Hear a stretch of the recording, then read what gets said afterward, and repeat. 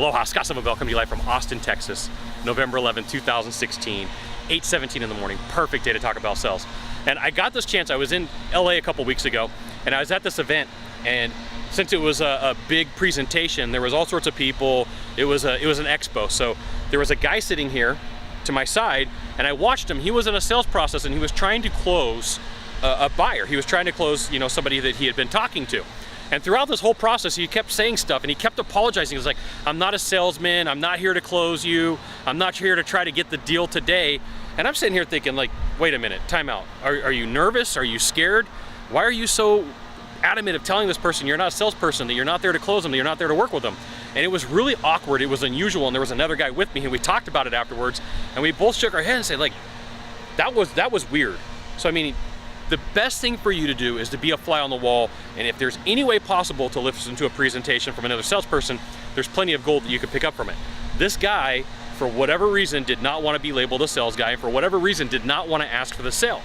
And the buyer that was sitting with him was asking him buying questions like, okay, so when can I take delivery? When can I move forward? When can I get this thing? When can I get this service?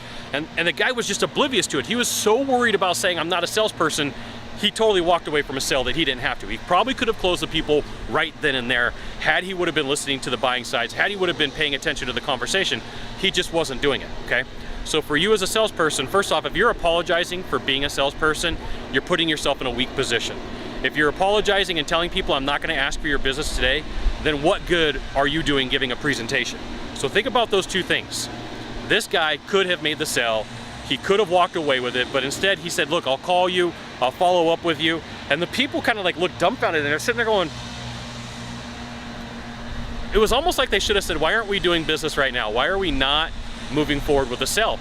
But they just kind of went, "All right," and they seemed irritated as they both walked away. Sales guy went this way, buyers went this way, and just nothing ended up happening.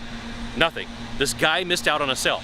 So the thing for you is ask for the business and do not apologize for being a salesperson. Now, if you could do a small favor for me, in the box down below, leave a comment, question, or story, that'd be fantastic.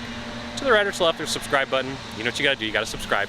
And then, last of all, you can send it out to all your friends via StumbleUpon on Facebook, Twitter, Google+, why not even LinkedIn. Scott Sylvan Bell.